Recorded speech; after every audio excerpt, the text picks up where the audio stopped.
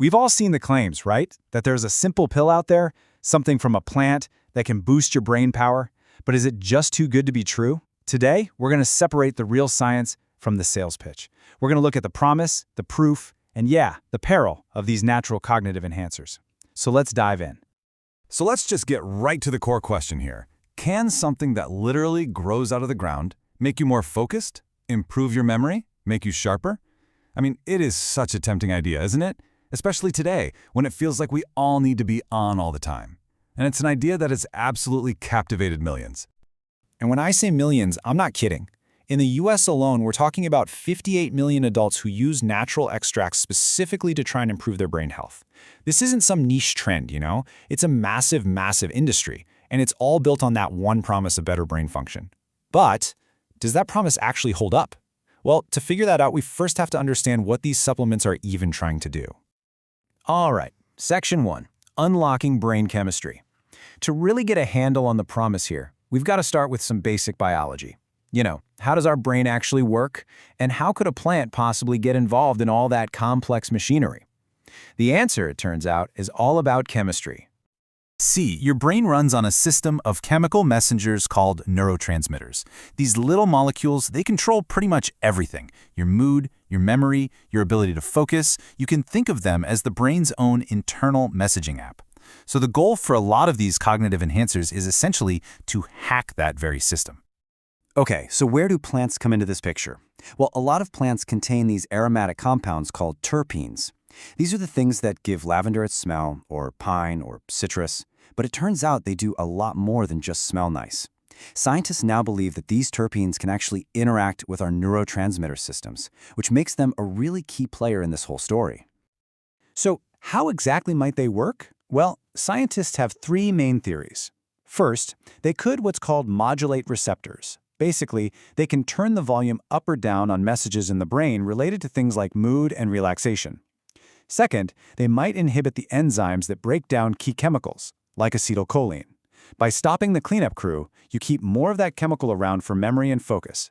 And third, they might even support neuroplasticity, which is just the brain's amazing ability to form new connections. You know, the very foundation of how we learn. Okay, so Section 2, the scientific scorecard. The theory is compelling, I'll give it that.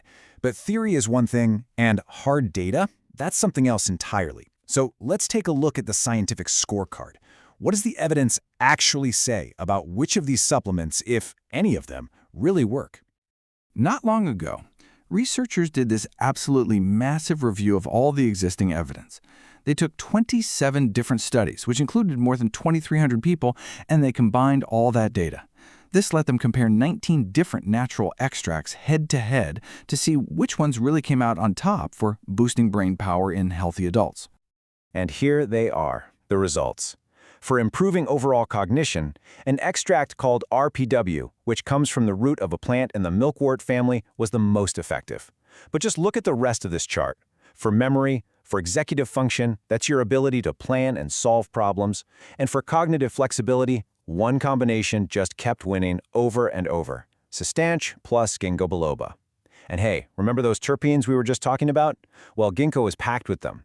That really ties our science directly to the results here. Now to see just how effective this combination was for memory, take a look at this. This chart compares the Cistanche and Ginkgo combo directly against a placebo.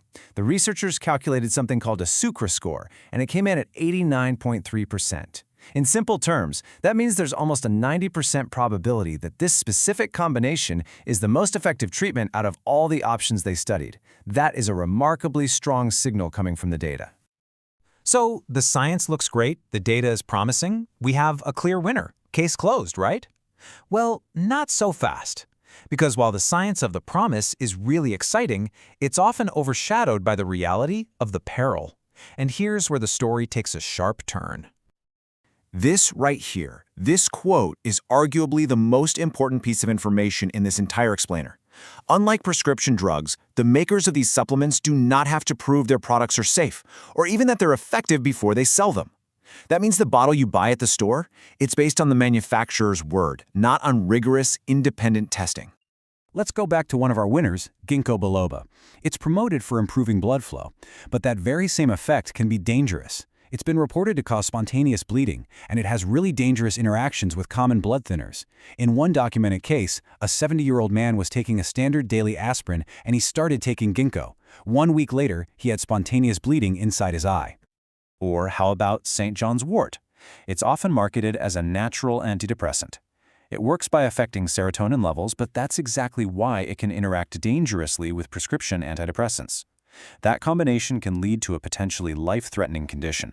And on top of that, it's been linked to side effects like confusion and even severe sensitivity to sunlight.